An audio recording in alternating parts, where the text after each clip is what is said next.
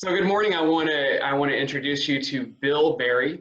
It says Marianne, that's his amazing wife, but this is Bill Barry. He is an expert on working with pain, working with grief, vulnerability, listening, and just an incredible number of necessary things to live a full and healthy human life, human existence.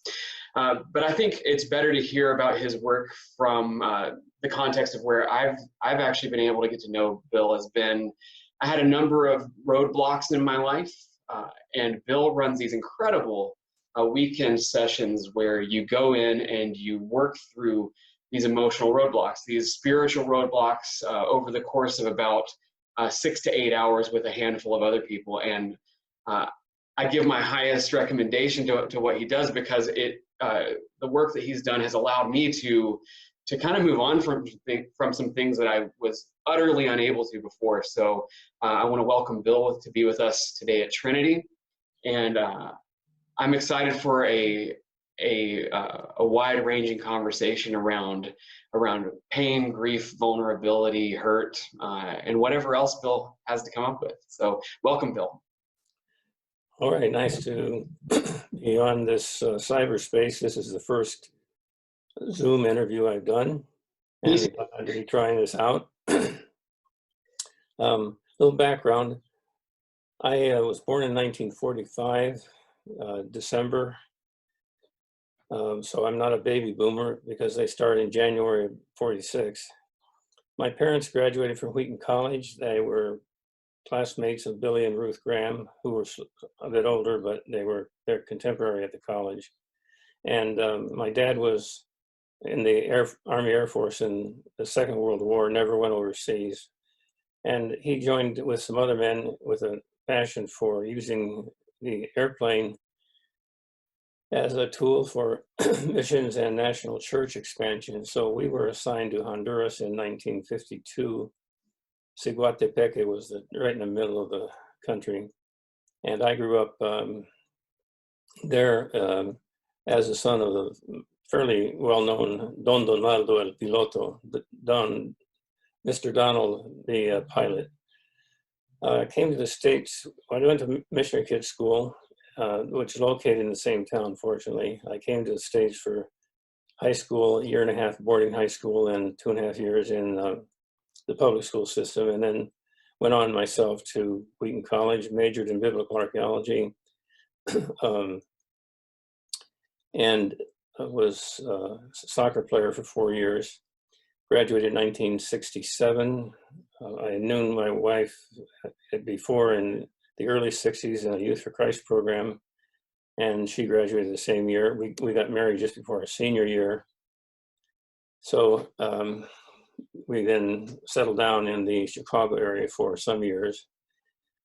I had several church experiences that were, well, let's say, not on the nice side. Sometimes when someone says to you, you know, Bill, I love you in the Lord, turn around and run away, because they say, Christian duty to love you, but they don't like you. Anyway, we moved out here to Southern California in 1998. I had just done a November 97, a men's initiation weekend called the New Warrior Training Adventure, which had no connection to any church structure. It carries spirituality, but in a generic sense. But it was the first time I'd been able to really get out of my head into my heart, and found it transformative. When we moved out here in 98, I was working just about half-time. I'd had 2 bankruptcies, 3 business failures. So any of you that have had failed businesses, I'm right there with you. Began to do some individual work. Found out I had a gift for listening. Listening has 3 ears. This set of ears hears the story. These are not love handles. They're the second set of ears, which hear the emotion, the affect, the inside of the story, let's say.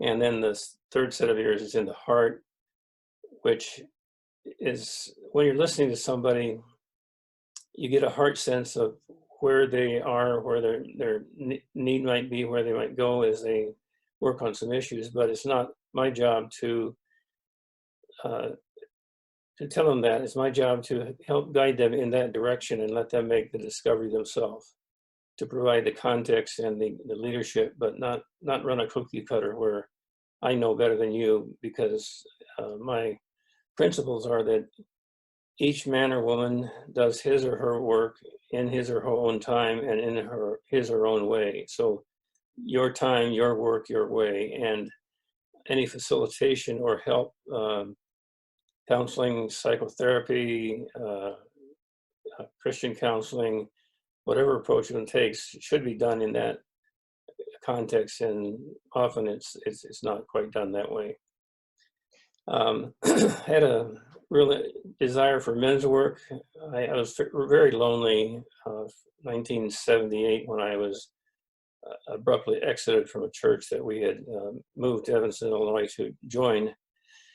And to 98, I was very, very, no friends, let's put it that way. But I had a desire to connect. And so I thought maybe with my little bit of experience with the New Warrior training, perhaps I could do something that helped Christian men. I very much liked Promise Keepers. Some of you may be aware of that, but that was just a one-day event in the stadium or the sports arenas, and it wasn't getting down below the normal health that most men. So I began the men's work in June of 2003, and my first workshop was had 21 men, and I was the sole staff, and it was just phenomenal. One of the few times in my life I would say that the Holy Spirit came in a clear way. I don't think I could do what I was able to lead and facilitate in that. So that went on for 13 years. I was doing 2 full workshops a month for that 13-year period. Parkinson's disease, it seems like, started showing up in 2014 maybe. I was diagnosed in 2017. So that was affecting me. I worked too hard and had a burnout and a Parkinson's hit. So in the fall of 2016, I just had to close down everything and go into a really dark place. There were several months during which I had more joy and presence in life, and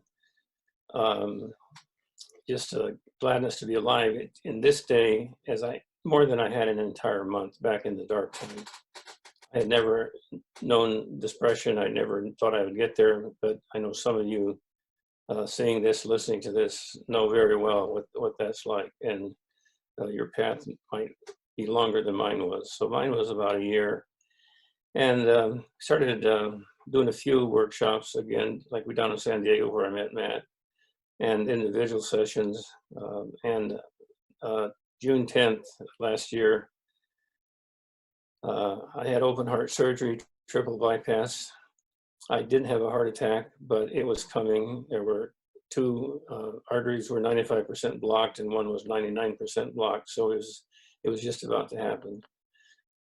So that made us get ready to January to get back in shape to lead workshops, and we led a few, and then particularly our favorite is grief and loss work. And then the curtain came down with the coronavirus, so I'm back to sitting here and enjoying life and having plenty of time to make phone calls to people like Matt and catch up and see what's going on. So that's my personal. My wife, Marianne, we've been married 54 years in June. I actually proposed her 17 days after I graduated from high school. And we have 3 adult children, live in the area, and 4 grandchildren. So that's a summary of my life. So I always have the problem, Bill, whenever I try to describe what you do, I end up failing. I tend to say something like, sometimes I'll say something really esoteric, like he is a midwife of grief. He Hmm. draws out that thing within you that is making you miserable and allows you to name it for maybe the first time. I mean, that's one of the things that you do. Another thing that I've classified you as is someone who allows you to hear with. I've never done the 3 ears thing that you talked about. I've always talked about the listening from here, from that heart space. And for someone like me who's very up here, trying to listen from here is very, very difficult. So I've talked a little bit about that, and I've talked a little bit about uh, that you are a person that quickly helps people to enter the space of vulnerability with people they don't even know. And I wanted to know how you, if you had to give a characterization of your work, what would it typically be?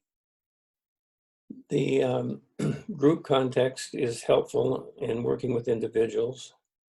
Um, on a one-day workshop, we will have a check-in. We'll spend some time getting to know each other, and we form a container.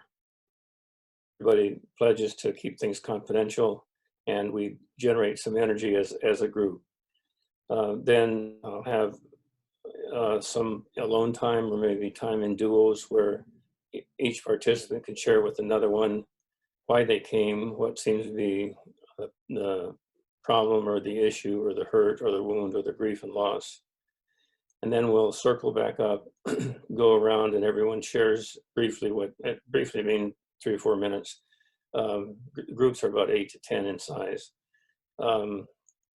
Share around what they have just shared with their partner, and then we'll take a break, of course, and then we'll start the process work. So there's the context of it's the church in a small scale for a one day, but we come together in heart space, and I do my best to emphasize that my role is to stand in the place of not knowing. That's a scary times. I worked with individuals who had serious issues and very complex. And if I figure out, okay, I think this is where they should go, that's not good. If I just pause and stay in the land of not knowing and wait, where they need to go will show up.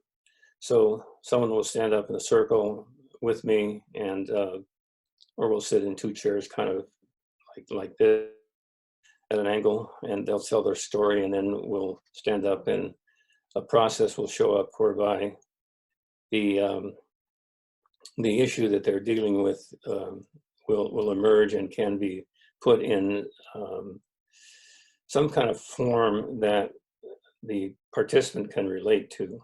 It's if it's grief and loss because their grandmother died, and when they were a kid and they weren't able to go to the funeral of the grandmother that loved them because kids weren't allowed, let's say, we can recreate a scene where they can come and visit their grandmother. We do a lot of role playing. If there's a dark hole inside, and I've had 1 or 2 of those, believe me, I'll be with the participant, and we will go into a light, kind of a liminal space, where the mind, the conscious mind, is active, but the sense of self is down here, and we will have a metaphor of a dark pool or a big hole to fall into, or whatever it might perform itself, and then they'll go into that, fall into that, and I'll go with them, and we'll get to the particular wound that's there, and befriend it, and come back to normal time. And that befriending is really the basis of the work. In Jesus' time, he cast out a lot of demons, and it seems that many of those were mental health issues. I am sure there are some demonic activities in them, but basically it was just wounded parts of the self that were making them act like crazy. And Jesus would just talk to them, talk to the demon, wanted to know its name, and had a relationship with it. So the darkness that we carry, the sorrow, the pain, if I can befriend it and it knows that I'm there, it then lessens in intensity. It will never go away, but it will always be my friend, and there are gifts that can come from it. But we can resolve the pain and the dissonance and the loneliness and the hurt that goes there. Um, and grief and loss can be something that the participant knows, and it can be something that they have no idea what it is. Sometimes they'll step out to work on one loss and experience the grief, and all of a sudden it changes to something else dramatically.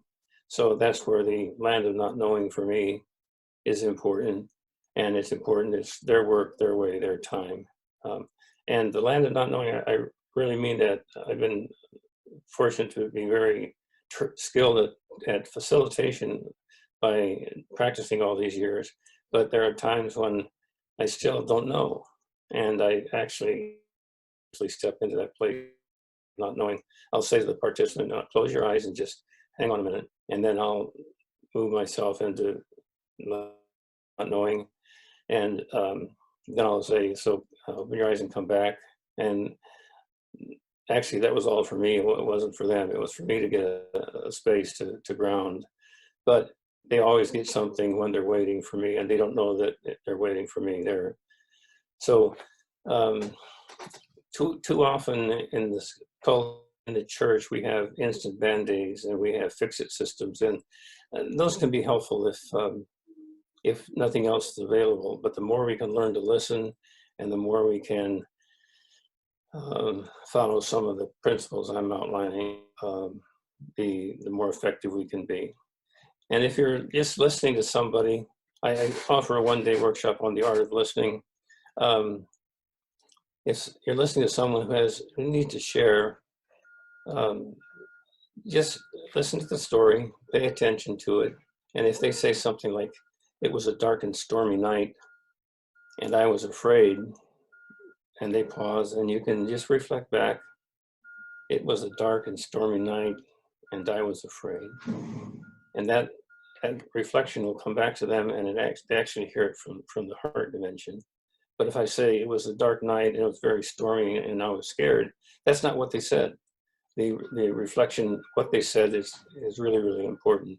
And even if you're just doing that in a beginning way, that really helps somebody drop from here down here. I could go on a whole bunch of things about listening, but I'll check in with Matt here. You said something that you talked about taking a person's pain, personifying it and making it a friend. And that feels very counter to what is typical with people. People typically don't treat pain in that way. I'm not sure what is typical, but it made me want to ask you how you see that as being very different, or how you see that as being core to the work that you do. The internal pain, which is what the work is about, always carries emotion, always carries loss, always carries a threat to oneself. Even if it's not a physical threat, it becomes a personal, emotional threat. And the body can do three things. The psyche can do three things. When we feel threatened by anything that seems to hit our identity or threaten our life, the first two things will happen is we'll either fight or we'll flight. And the brain makes a snap decision faster than almost any other thing that goes on, which one to go and which way to do it best. Well, if I can't fight because, say, my daddy's spanking me and he's gone way too far, I can't wrestle and fight him. He'll make it more difficult for me. And if but then I can't run down to the neighbors and join the Smith family. So I'm caught between fight and flight. And so what happens is there's a condensing of the energy, and it goes down to constraint, forgotten, dissociation, buried, projection, and I'll wind up in freeze. And so a lot of what we work with is stuff that's in freeze. little freeze or gigantic freeze. I had a man come from Texas to Grief and Loss workshop, which was a Thursday to Sunday. And he was in a head-on collision. He was in the car when his dad had a head-on collision with another car. It was their fault, not his dad's fault. His mom and dad were killed, and he survived. And he had never been able to cry very much, and particularly he could not cry in the presence of women.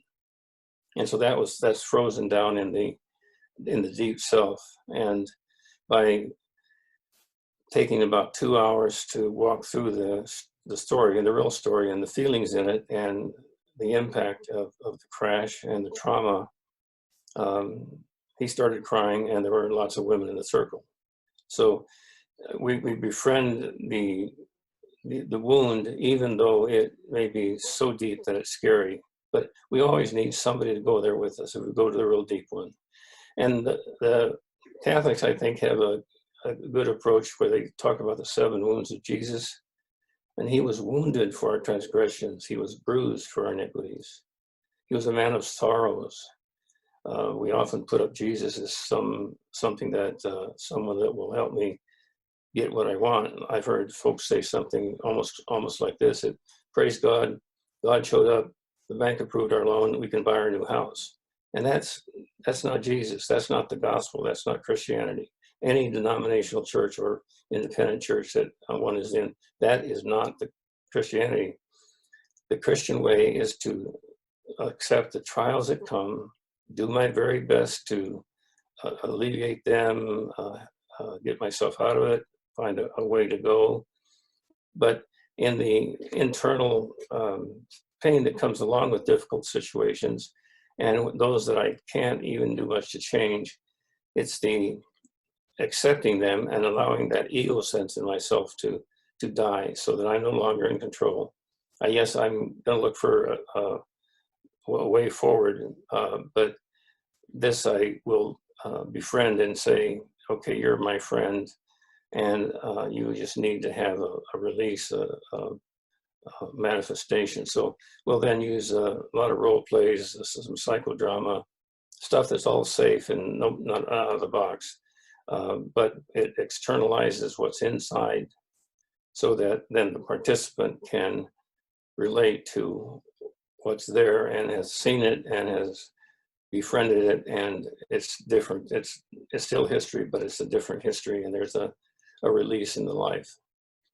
You talked about that man who couldn't cry in the presence of women. I've been preaching a lot lately about Brene Brown, the shame and vulnerability researcher, and I'm finding in my experience of trying to share some of what Brene has to say, that men are they struggle with vulnerability, and a lot of it, according to Brene Brown, is that many of the women in their lives can't allow them to be anything other than the Superman that they are in the eyes of their family.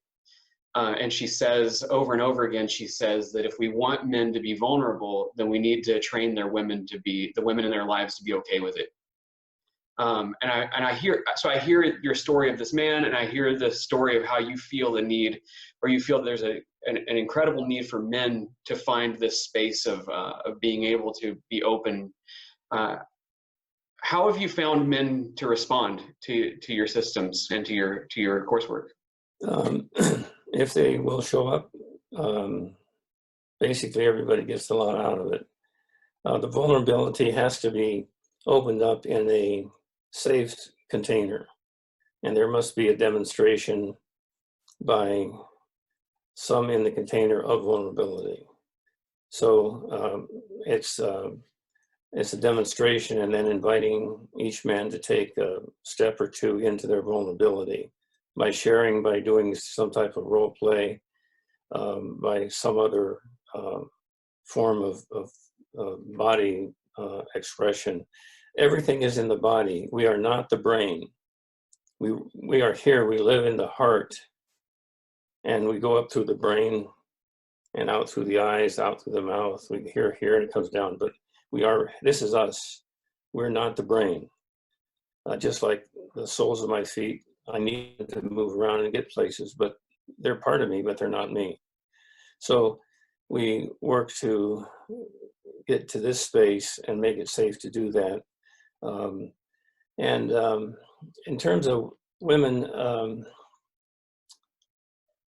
most women I see or I'm around really want men to be strong, not in a patriarchal sense, but in a sense of, what can I say, true masculinity. God gave to women, the female, the amazing gift of being able to give birth to another human being that is actually a part of her body. I look at my three adult children, late 40s, early 50s. Sometimes I say, wow, that's just my wife's body walking around in different form 50 years later. And so that's a gift that men don't have. So my sense is that we've been given a gift of leadership, proper leadership, sensitivity, protection.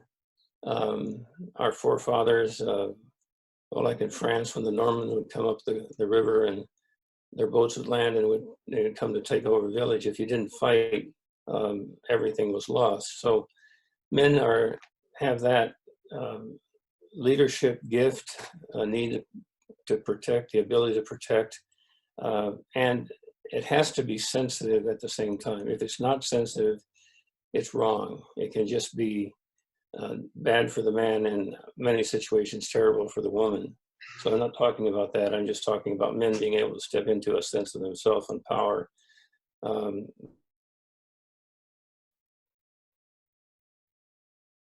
Children, but we can do this, and you put the two together, and you have a good thing. I think. I hope that was understandable.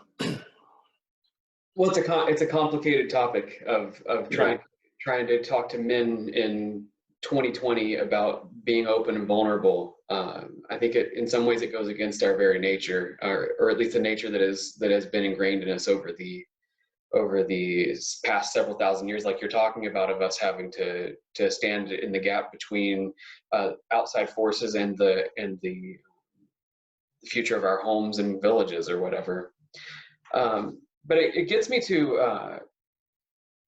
a broader question about vulnerability that's beyond the genders, and that is, what do you think the biggest barrier to vulnerability is for all human beings?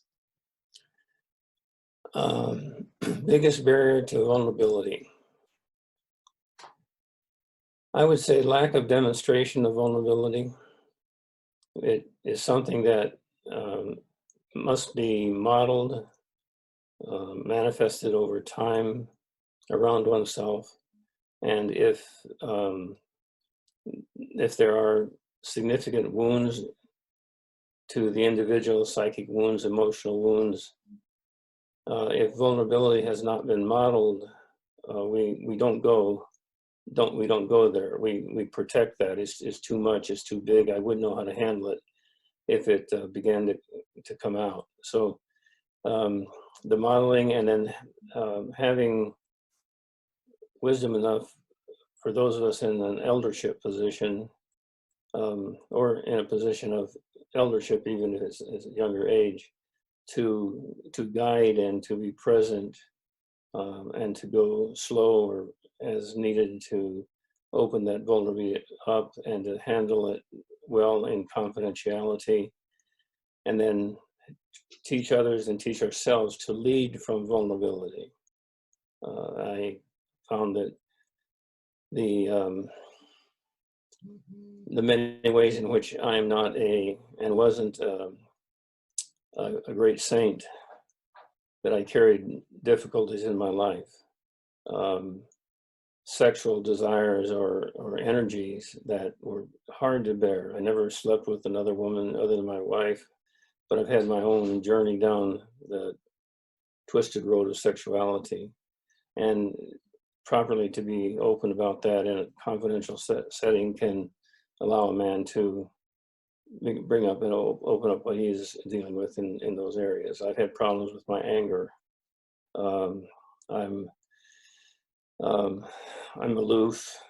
I grew up as a missionary kid. I'm a guy on the outside. That's been tough one, but I've opened that up. I've been working with that, and I'll share about that when Marianne and I have worked with couples when it's appropriate. We'll let them know about um, remember the green blackboards where Hmm. you get your nails and you just go right down the screeching. Okay, that's often what marriage is. We love each other desperately, but it's been a hard road at times, and we open up about that. Um, and when we open up on our vulnerability, we also can expect that we're going to get hit by it. They're going to be somebody that wants to take advantage, someone that wants to um, um, pass the word around. Did you hear that Jane and so forth? No. Um, if that happens, we just have to take it and say that's part of the walk. But we try as best we can to keep everything in a confidential state. So where's the best example of vulnerable leadership that you've ever seen? Vulnerable leadership that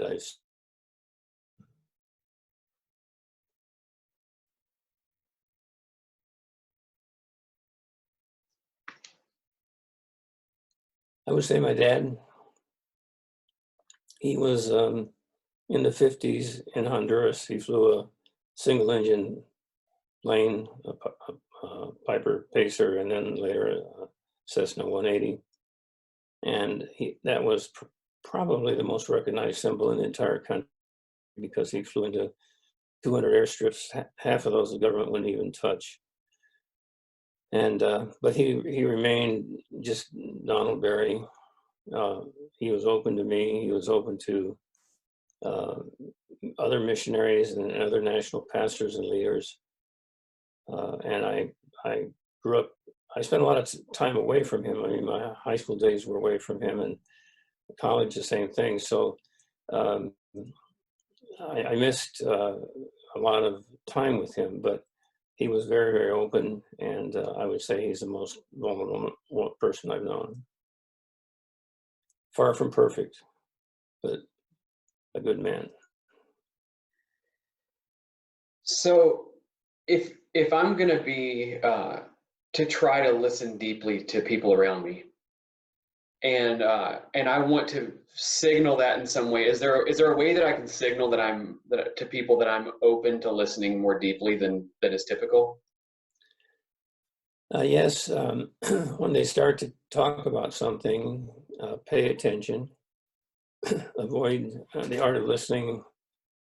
We start hearing a story, and then there's a part of us that wants to jump in and say, oh, I know exactly how you felt.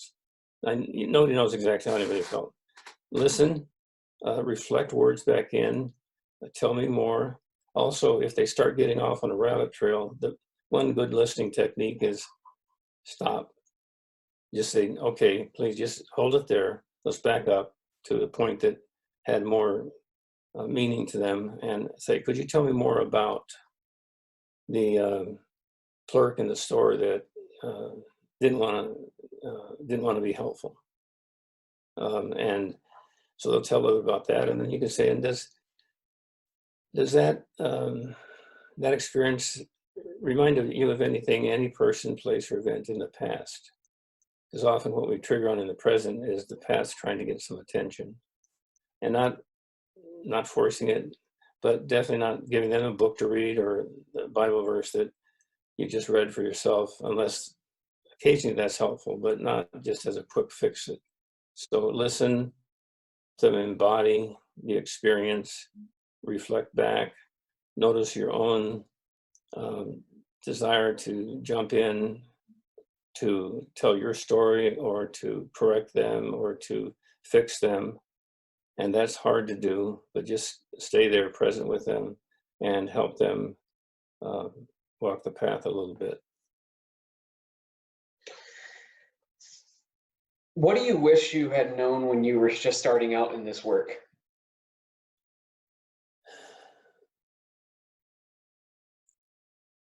Um, that I felt myself to be an outsider when I was not an outsider. that I truly carried anger that had not been befriended and um, given a place to release. There's an acronym, AHEN.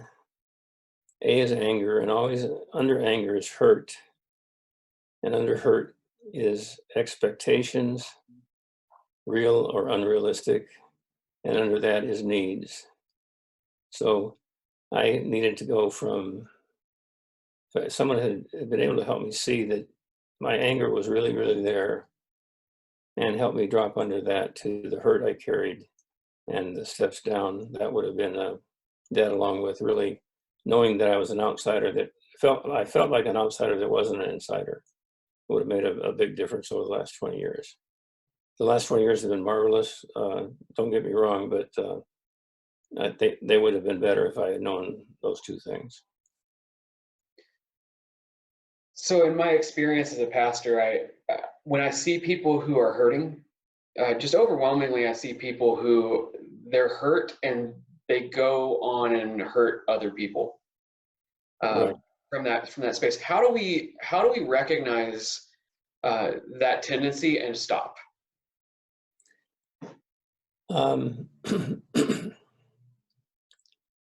Well, to get some story about some content or background on the hurt that they carry, and then find a way that they can own some of that and release it, even if it's just piece by piece. But actually let that anger manifest in their body. Sometimes I'll just put my hands out and say, put your hands like this and push, and just that can give an openness to what's inside to release a bit. So listening and some way to release, I think, would be the important thing. And if they're really hurting others, try to be with them a number of times, and if they agree with you, to work on that process, because the hurt can be devastating. As we all know, so many adults that molest children or molest when they were children, that type of thing. And so that underlying hurt is, and that's where the loss is. They've lost something. They've never been able to grieve it. No one's ever listened to it. So that would be some comments on the path. So you talked a little bit at the beginning about having 3 failed businesses and kind of a circuitous route to where you find yourself today. I'm wondering what sort of takeaways you've had from those failures. The first takeaway was, if I had been a good friend and something of a consultant to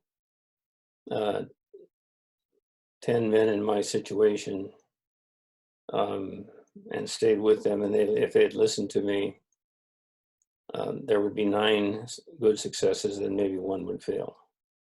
I went over my head. I was kicked out of the church that we loved deeply. I didn't know how to make friends because I'm this outside guy who's really an inside guy, but I think I'm an outside guy. So I learned to accept the shame of that. I learned that I would overreach my ability to start something new or to expand something that exists is there, but I would go too far with it, which caused the failures. I learned what sadness is. My wife was born in 1944. I was born in 1945.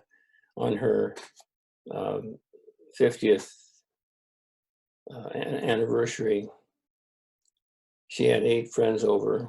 I was the kitchen guy, and they sat around the table for 3 hours and shared it deeply. A year later, she's December 4th and December 3rd. A year later, at my 50th birthday, I had 0 friends to invite. So I was I was lonely. So a lot of the learnings were negative, but I trust that over time I learned some significant part of what they would teach me. What are you curious about right now in your life? Uh, I'm curious how the world is and will be different forever. This pandemic closed down trauma that our country and every country is going through around the globe. It will never be the same. And what forms that can take, what forms the church may take, how much of the Holy Spirit may be granted to us to guide us spiritually through this. And spiritually, I don't mean just Bible reading and normal prayer, but to live from the heart instead of up here. That's what I'm curious about. I'm curious about death, and very curious about what's on the other side. When my wife had a sense about 6 months before I was diagnosed with Parkinson's that I probably had Parkinson's. It was a Saturday morning, and I got up out of bed and walked downstairs and knelt at the couch and said, Lord, I thank you for this, and that may be a gift, and it's been a friend. I'm not saying that like I'm some all-star Christian or anything, but just to witness that the things that come to us can be befriended. And Parkinson's is a slow decline into death. It can have an easy ending, it can have a very difficult ending. So that process, Parkinson's and in other ways, what is it like at my mid-70s to be on a path almost like the airplane is gliding in, and at some point it's going to touch down.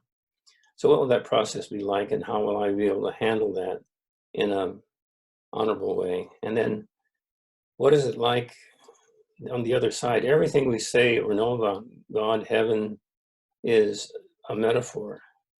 I heard a pastor once preaching about it from Revelations, and he was preaching on how the streets were really paved with gold. But it's all a metaphor. There are no gold streets paved with. There's something much better. But what is that? So I'm curious about what's on the other side, and I carry a fear of dying along with the desire to have a good ending. What do you think I should have asked but didn't?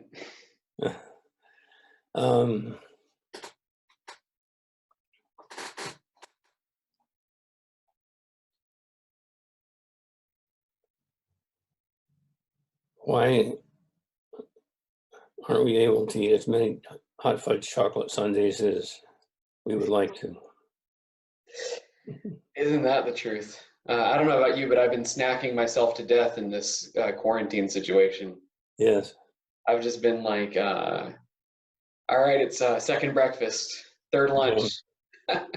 Well, my dad, who's passed away in 84, he was a bit overweight, and he told me that he once went to a doctor that specialized in weight loss, and the doctor gave him 3 special meals each day, and he was to come back in 2 weeks and check in. He came back in 2 weeks and he gained 8 pounds, and the doctor said, "What is this?" And he said, "Well, the 3 special meals a day you gave me, doc, and my 3 regular meals, I just couldn't seem to lose weight." So another famous thing he shared with me is he said, never force anything, just get a bigger hammer.